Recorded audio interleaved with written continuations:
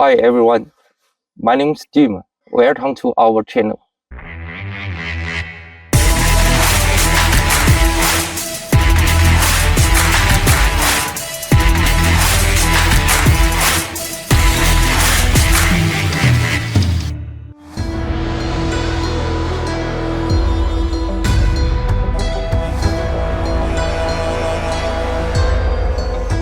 Вітаю всіх! Мене звати Тім, я з Китаю. Сьогодні для мене велика честь поділитися з вами своїм досвідом і подякувати всім, хто дивиться наш канал.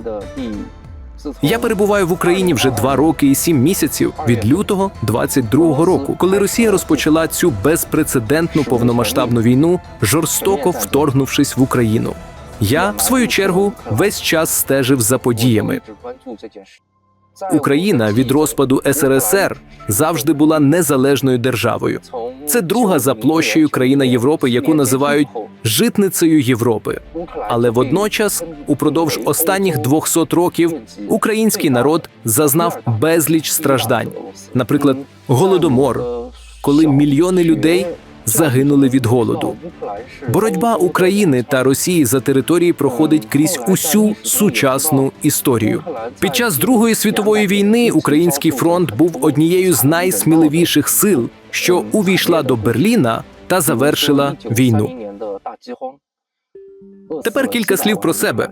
У Китаї я був інженером-автомобілебудівником, проєктував шасі автомобілів, мав вищу освіту. Моє життя було спокійним і впорядкованим. Спочатку я приїхав до України як волонтер. Згодом приєднався до британської волонтерської організації, допомагав українцям. Також багато моїх друзів із Китаю через мене передавали Україні пожертви і допомогу. Але одна подія докорінно змінила моє життя. У липні 23-го року 2 російські ракети влучили в дитячу лікарню Києва. Десятки дітей і медиків загинули на місці. Коли я дізнався про це, не зміг стримати сліз, адже такий удар був спрямований проти мирного населення. І це жахлива несправедливість. Тоді я вирішив відкласти професію інженера і узяти до рук зброю. Вступив до 110-ї окремої механізованої бригади ЗСУ. Дружина теж підтримала моє рішення служити. У китайській культурі сімейним майном зазвичай керує дружина. Після мого вступу до війська вона купила для мене автомобіль і спорядження. У цю мить я відчув її розуміння та підтримку.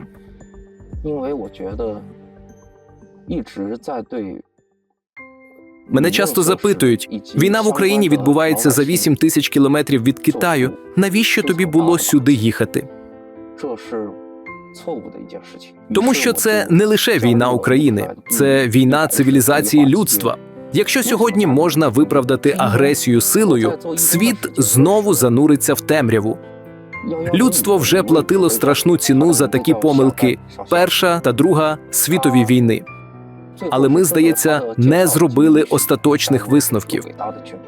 Тому я вирішив допомогти Україні, а водночас допомагаю і самому собі, бо в мене є 2 дітей.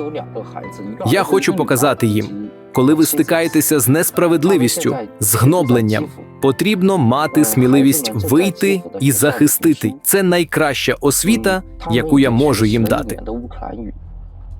Я не можу повернутися на батьківщину, тому що уряд Китаю не дозволяє приватним особам брати участь у цій війні. Це дуже суворо карається, тому я боюся, що, повернувшись, мене можуть почати контролювати, а це означає, що я не зможу виїхати з Китаю або гірше. Мене можуть взяти під арешт. Уряд Китаю забороняє експорт деталей, пов'язаних із безпілотниками. Але нашій армії потрібні різні деталі для тестування технічного розвитку та оновлення технологій. Найзручніший спосіб отримати ці деталі зараз – купувати їх у Китаї. У цій війні я бачив безліч проявів мужності українців.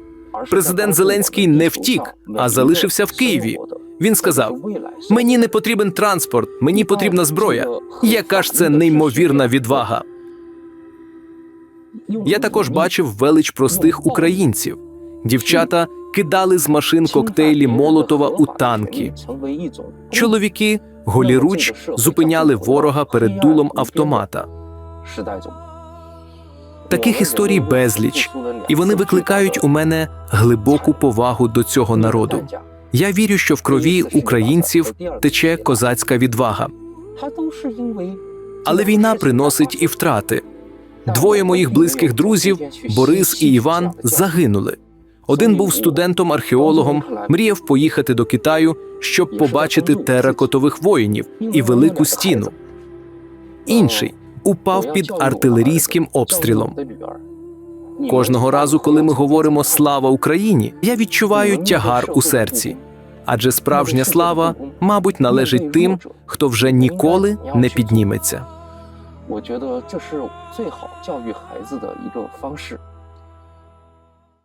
Зараз я інженер-технік батальйону безпілотних систем 110-ї окремої механізованої бригади.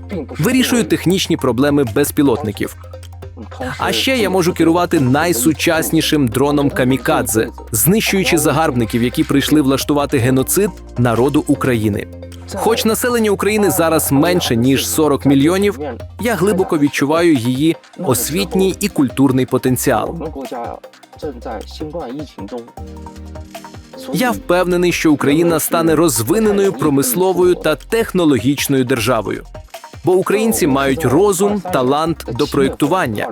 І навіть під обстрілами вони створюють одне за одним промислові і наукові дивовідкриття.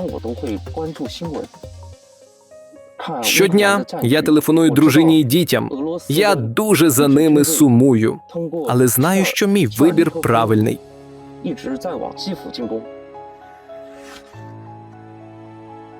Я завжди буду виконувати свої обіцянки, захищати цілісність України, дотримуватися її законів, берегти військові таємниці, бути поруч із побратимами і боротися до кінця. За свободу України і заради всіх людей, які прагнуть свободи і демократії. Приїхати в Україну – це неординарна та найсміливіша подія мого життя. Я вдячний своїм батькам, учителям, друзям. Дуже сильно дякую дружині та своїм дітям. Дякую моїм командирам і побратимам. Завдяки цим людям я став тим, ким є сьогодні. Наостанок хочу сказати всім глядачам: любіть своїх близьких, цінуйте мирне життя, бо в порівнянні з ним війна надто страшна. Війна забирає все. Але тільки непохитна боротьба обов'язково має принести справжній мир. Слава Україні! Слава!